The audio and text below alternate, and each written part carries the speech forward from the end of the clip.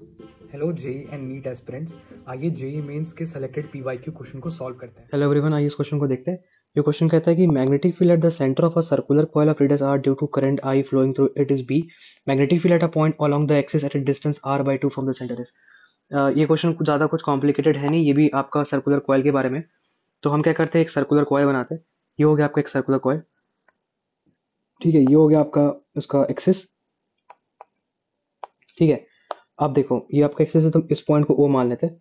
तो एक तो बोल रहा है कि the magnetic field at a point along the axis at a distance r/2 from center। तो ठीक है, अगर यहाँ से यहाँ डिस्टेंस r है, तो यहाँ से यहाँ डिस्टेंस अगर हम बोल लेते हैं, आपको क्या हो जाएगा r/2।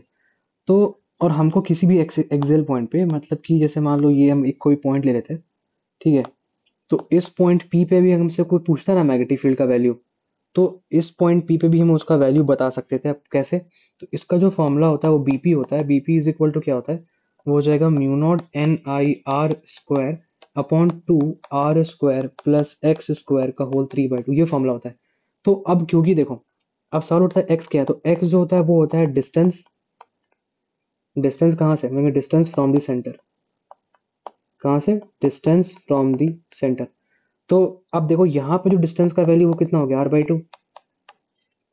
और एक और चीज का बोला है कि magnetic field at the centre of a circular coil of radius r due to the current I through it is B।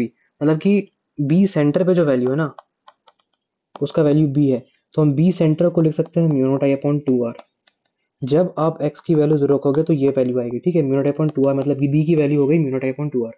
अब हम बात करते हैं कि जब B की वैल्यू, जब रेडियस r/2 के हाफ है, मतलब कि r/2 है, तो म्यू नॉट n की वैल्यू 1 हो गई, r² ही रहेगा, ये 2 हो गया। अब r² प्लस r/2 का होल स्क्वायर, मतलब x का वैल्यू रख दिया और 3/2 हो गया। तो इसको जब आप सॉल्व करोगे तो हो जाएगा mu naught I r² upon 2 r² plus r²/4 का होल 3/2। इसको आप फर्दर सॉल्व करोगे तो आएगा mu naught I r² upon 2, ये हो जाएगा आपका 5r²/4 3/2। एक बार ऑप्शन चेक कर लेते हैं। देखो एक ही ऑप्शन दिख रहा है 5, ठीक है। फिर भी हम इसको आगे सॉल्व करते हैं, कोई दिक्कत नहीं है। ये हो जाएगा mu naught I r² upon 2, ठीक है।